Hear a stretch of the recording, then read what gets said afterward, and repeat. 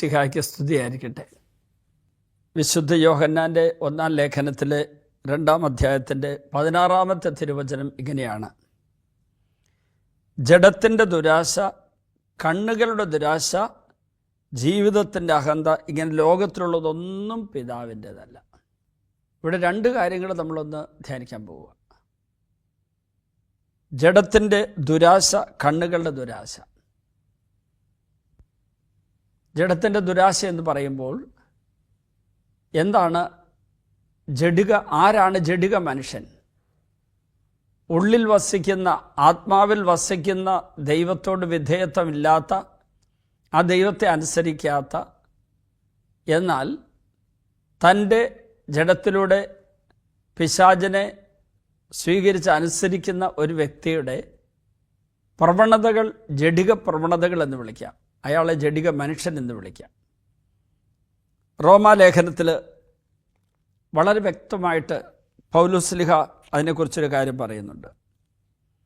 അതായത് ജഡിക പ്രവണതകൾക്കനുസരിച്ച് ജീവിക്കുന്നവർക്ക് ദൈവത്തെ പ്രസാദിപ്പിക്കാൻ സാധ്യമല്ല. റോമലേഖനത്തിൻ്റെ 8-ാം അധ്യായത്തിലാണ് അത് പറഞ്ഞിരിക്കുന്നത്. അത് 4 മുതലുള്ള വചനങ്ങളാണ്. ഇത് ശരീരത്തിൻ്റെ പ്രവണതകൾക്കനുസരിച്ച് ജീവിക്കാതെ ആത്മാവിൻ്റെ പ്രചോദനം അനുസരിച്ച് ജീവിക്കുന്ന നമ്മിൽ നിയമത്തിൻ്റെ അനുശാസനം സഫലമാകുന്നതിന് വേണ്ടിയാണ്. എന്തെന്നാൽ ജഡികമായി ജീവിക്കുന്നവർ ജഡിക കാര്യങ്ങളിൽ മനസ്സ് വയ്ക്കുന്നു, ആത്മീയമായി ജീവിക്കുന്നവരാകട്ടെ ആത്മീയ കാര്യങ്ങളിൽ മനസ്സ് വയ്ക്കുന്നു.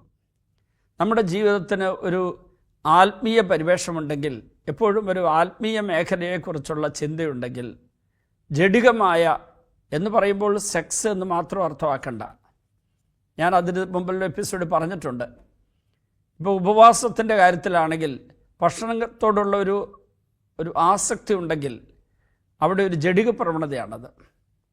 അതുപോലെ തന്നെ നമ്മുടെ ആത്മാവിൽ ചേരാത്ത സുഖാസ്വാദനങ്ങൾക്ക് വേണ്ടിയുള്ള ദാഹം, നമ്മുടെ ആത്മാവിൻ്റെ അഭിഷേകം ചോർത്തിക്കളയുന്ന ഉല്ലാസങ്ങൾക്ക് വേണ്ടിയുള്ള ദാഹം, അങ്ങനെയുള്ളവരുടെ ഒരു പ്രത്യേകത, അവരുടെ കണ്ണുകളെ നിയന്ത്രിക്കാൻ അവർക്ക് പറ്റില്ല. അരുതാത്തതിലേക്ക് കണ്ണുകൾ പോകും. അവരുടെ കണ്ണുകളെ സംബന്ധിച്ചിടത്തോളം അവർക്ക് ഈ ലോകത്തിൻ്റേതായ ആകർഷണങ്ങളിലേക്ക്, അല്ലെങ്കിൽ വസ്തുക്കളാകാം, വ്യക്തികളാകാം, ചില പ്രത്യേക മേഖലകളാകാം, അതിലേക്ക് അവരുടെ കണ്ണെപ്പോഴും തിരിഞ്ഞുകൊണ്ടിരിക്കും.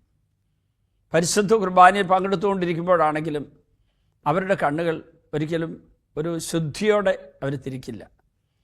അതുകൊണ്ടാണ് ഞാൻ പലപ്പോഴും പറയാറുണ്ട്, പള്ളിയിൽ പ്രാർത്ഥനയിൽ പങ്കെടുക്കുമ്പോഴും അതുപോലെ നമ്മുടെ വീട്ടിൽ പ്രാർത്ഥിക്കുമ്പോഴും ഒക്കെ സാധിക്കുന്നിടത്തോളം നമ്മൾ കൈകൾ കൂപ്പിയും, പറ്റുമെങ്കിൽ മുട്ടുകുത്തിയും, അല്ലെങ്കിൽ നിന്നുകൊണ്ടാണെങ്കിലും ഇരുന്നുകൊണ്ടാണെങ്കിലും കണ്ണുകൾ അടച്ച് പ്രാർത്ഥിക്കാൻ ശ്രമിക്കുക. കണ്ണടച്ച ഉടനെ ഉറങ്ങിപ്പോകുന്നവരാണെങ്കിൽ അങ്ങനെ കണ്ണടയ്ക്കണമെന്നില്ല. അങ്ങനെയുള്ളവർ ആ കണ്ണുകളെ യേശുവിൻ്റെ തിരുസ്വരൂപത്തിലേക്ക്, അല്ലെ മാതാവിൻ്റെ രൂപത്തിലേക്ക്, അല്ലെ കുരിശു രൂപത്തിലേക്ക് ഏതിലേക്ക് തിരിക്കുക. പള്ളിയിലാണെങ്കിൽ സഖ്രാരിയിലേക്ക് തിരിക്കുക, പരിശുദ്ധ കുർബാന എഴുന്നള്ളിച്ച് വെച്ച പള്ളിയാണെങ്കിൽ ആ തിരുവോസ്തയിലേക്ക് തിരിയുക. അങ്ങനെ നമ്മുടെ കണ്ണുകളെ അങ്ങോട്ട് തിരിച്ച് നിർത്തിക്കൊണ്ട് ഏകാഗ്രതയിൽ പ്രാർത്ഥിക്കുക. ഞാൻ ഈ ഒരു 2 മാസം മുമ്പ് എൻ്റെ ബോംബെ താബോർ ധ്യാന കേന്ദ്രത്തിൽ എൻ്റെ മുറിയുടെ അടുത്തുള്ള ഞങ്ങളുടെ വൈദികർക്ക് വേണ്ടിയുള്ള കൊച്ചു ചാപ്പലുണ്ട്. അവിടെ ഞാനിരുന്ന് പള്ളിയിരുന്ന് പ്രാർത്ഥിച്ചുകൊണ്ടിരിക്കുമ്പം എനിക്ക് ഒരു തരത്തിലും ഏകാഗ്രത കിട്ടുന്നില്ല. കാരണം കുറേ കാര്യങ്ങൾ ചെയ്യാനുള്ളതുണ്ട്, ചില പ്രശ്നങ്ങൾ അഭിമുഖീകരിക്കുന്നുണ്ട്, അവിടെ നിയമപരമായ ചില കാര്യങ്ങൾ ചെയ്തു തീർക്കാനുണ്ട്, അനുവാദം കിട്ടുമോ ഇല്ലയോ എന്ന് അറിഞ്ഞുകൂടാ. അങ്ങനെയുള്ള ചില കാര്യങ്ങളുമായിട്ട് ബന്ധപ്പെട്ട് പല വിചാരം വല്ലാതെ എന്നെ അലട്ടിയപ്പോൾ ഞാനുടനെ പരിശുദ്ധ കുർബാനയുടെ മുമ്പിൽ ഇന്ന് പ്രാർത്ഥന തുടങ്ങിയപ്പോൾ ഏകാഗ്രത പിന്നെയും എനിക്ക് നഷ്ടപ്പെട്ടുകൊണ്ടിരിക്കുക. അപ്പോൾ ഞാൻ എന്ത് ചെയ്തു? ലൈറ്റ് എല്ലാം ഓൺ ചെയ്തു. അതിനുമുമ്പ് 2 ലൈറ്റ് ഓൺ ചെയ്തിരുന്നുള്ളൂ. എല്ലാ ലൈറ്റും ഓൺ ചെയ്തു. സക്രാരിയിൽ പരിശുദ്ധ കുർബാന എഴുന്നള്ളിച്ച് വെച്ചിട്ടുണ്ട്. അത് അതിൻ്റെ മുമ്പിലുള്ള ആ ചെറിയ ഇതൊക്കെ തുറന്നു വെച്ചാൽ മതി. ഞാനത് തുറന്നു വെച്ചു. എന്നിട്ട് മാതാവിൻ്റെ സ്വരൂപം ഒരു വശത്തുണ്ട്, യൗസപിതാവിൻ്റെ ഒരു വശത്തുണ്ട്. ഞാൻ അവിടെ ഈ പരിശുദ്ധ കുർബാനയിലേക്ക് നോക്കി. അതിനുശേഷം ഞാൻ കണ്ണടച്ചു. ഞാൻ ആ ഓസ്തിയിലേക്ക് നോക്കി കണ്ണടച്ച് പ്രാർത്ഥന തുടങ്ങി. എൻ്റെ പ്രാർത്ഥന ഞാൻ തുടരുകയാണ്. പ്രത്യേകം ചില പ്രാർത്ഥന ഞാൻ ചൊല്ലിക്കൊണ്ടിരിക്കുമ്പോൾ വീണ്ടും പല വിചാരത്തിലേക്ക് വന്നു. വീണ്ടും ഞാൻ കണ്ണ് തുറന്ന് ആ യേശുവിലേക്ക് നോക്കിക്കൊണ്ട് ഈശോയോട് ഞാൻ പറഞ്ഞു, എൻ്റെ കണ്ണുകളിലേക്ക് അങ്ങയുടെ തിരുരക്തത്തിൻ്റെ ഒരു തുള്ളി ഒഴിച്ച് എൻ്റെ മനസ്സിലേക്ക് ഒഴിച്ച് ഒന്ന് ശുദ്ധീകരിക്കണമേ, പല വിചാരങ്ങൾ മാറിപ്പോകട്ടെ, നാളെ ചെയ്യേണ്ട കാര്യങ്ങളും ഓഫീസ് ചെല്ലുമ്പോൾ പറയേണ്ട കാര്യങ്ങളൊന്നും എൻ്റെ മനസ്സിൽ വരാതിരിക്കട്ടെ. അതുപോലെ അവർ നോ പറഞ്ഞാലും അതൊന്നും കാര്യമാക്കാതെ മുന്നേറാൻ കൃപ തരണേ എന്നൊക്കെ പറഞ്ഞ് ഞാനൊന്ന് കണ്ണും കണ്ടടയ്ക്കും. പിന്നെ കാണുന്നത് ഒക്കെ മാറി. പെട്ടെന്ന് ഈശോയുടെ തിരുസ്വരൂപം, അവിടുത്തെ സാന്നിധ്യം എനിക്ക് വെളിവാക്കി തന്നു.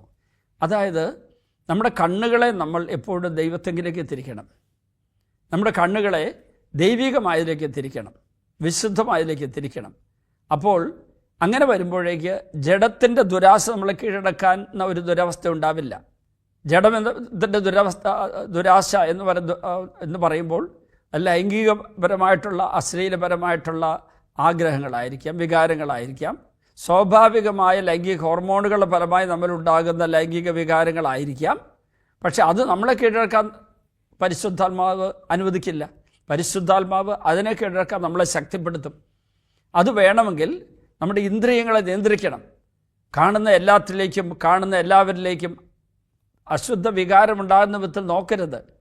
മറ്റൊരാളെ നോക്കിയാൽ അവരുടെ മുഖത്തേക്ക് നോക്കി നന്മയുള്ള ഒരു വികാരങ്ങളോടെ നോക്കി നമ്മൾ സംസാരിക്കാനും, അതുപോലെ തന്നെ അശ്ലീലമായ എന്തെങ്കിലും ചിത്രീകരണങ്ങളോ എന്തെങ്കിലും എവിടെയെങ്കിലും കണ്ടാൽ അങ്ങോട്ട് കണ്ണ് തിരിഞ്ഞാൽ പെട്ടെന്ന് പിൻവലിക്കാൻ നോക്കണം. അരുതാത്ത കണ്ട ഉടനെ കണ്ണ് പിൻവലിച്ചിട്ട് നമ്മൾ വിശുദ്ധമായ ഒന്നിനെക്കുറിച്ച് മനസ്സുകൊണ്ട് ബോധപൂർവ്വം നമ്മൾ ചിന്തിച്ച് തന്നെ അത് ചെയ്യണം.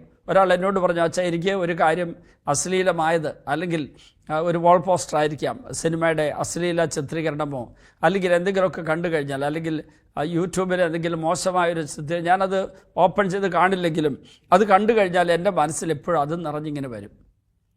ഞാൻ പറഞ്ഞത്, അപ്പോൾ ഒട്ടും ഭാരപ്പെടരുത്, അസ്വസ്ഥരാകരുത്, ടെൻഷൻ പിടിക്കരുത്, ശാന്തമാവുക. ആദ്യം ചെയ്യേണ്ടത് just be calm and quiet, ശാന്തമാവുക. എന്നിട്ട് മനസ്സിനെ ശാന്തമാക്കിയിട്ട് ടെൻഷൻ പിടിക്കാതെ യേശുവെ നിന്ന് വിളിക്കുക.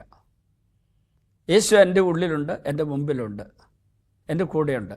ആ ചിന്തയിൽ യേശുവിനെ വിളിക്കുക. അടുത്തത് മാതാവിൻ്റെ ഒന്ന് വിളിക്കുക, മാതാവിൻ്റെ കൂട്ടുപിടിക്കുക.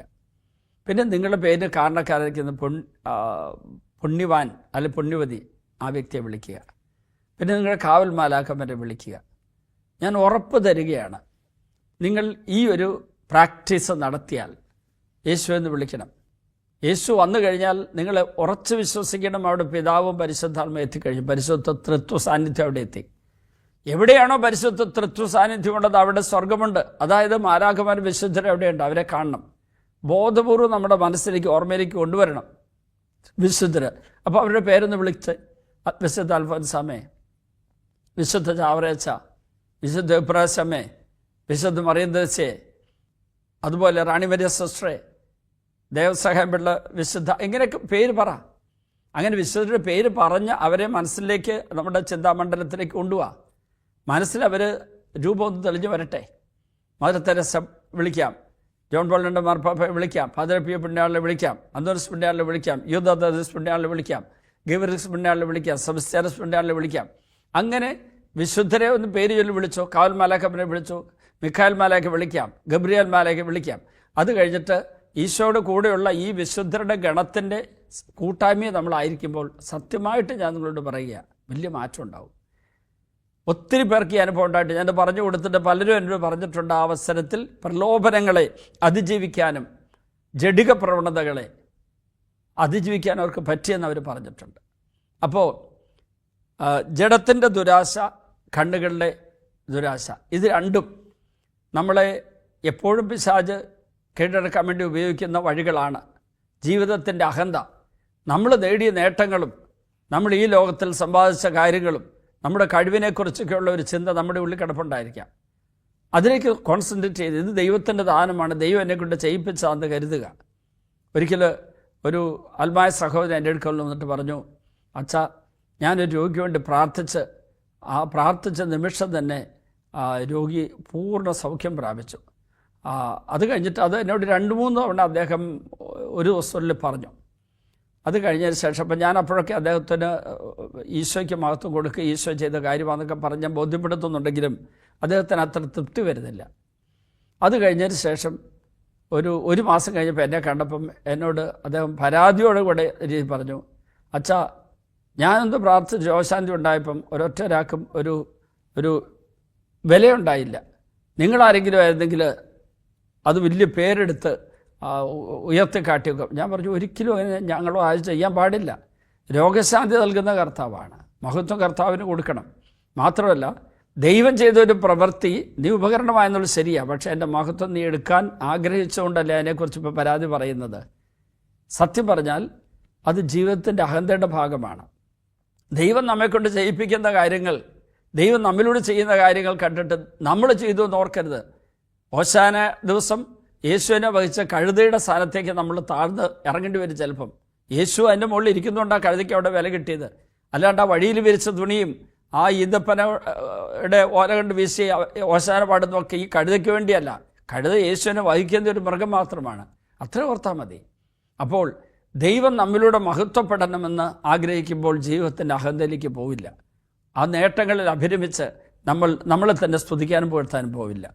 നമുക്ക് പ്രാർത്ഥിക്കാം. കർത്താവേ, കണ്ണുകളുടെ ദുരാശ, അതുപോലെ തന്നെ ജഡത്തിൻ്റെ ദുരാശ, ജീവിതത്തിൻ്റെ അഹന്ത, ഈ മേഖലയിൽ ഞങ്ങൾക്ക് തെറ്റ് പറ്റിയിട്ടുണ്ടെങ്കിൽ, ഈ മേഖലയിൽ ഞങ്ങൾക്ക് പാപം സംഭവിച്ചിട്ടുണ്ടെങ്കിൽ മാഫി ചോദിക്കുന്നു. ഞങ്ങളോട് പൊറുക്കണമേ. പിതാവിൻ്റെയും പുത്രൻ്റെയും പരിശുദ്ധാത്മാവിൻ്റെയും നാമത്തിൽ ആമേൻ.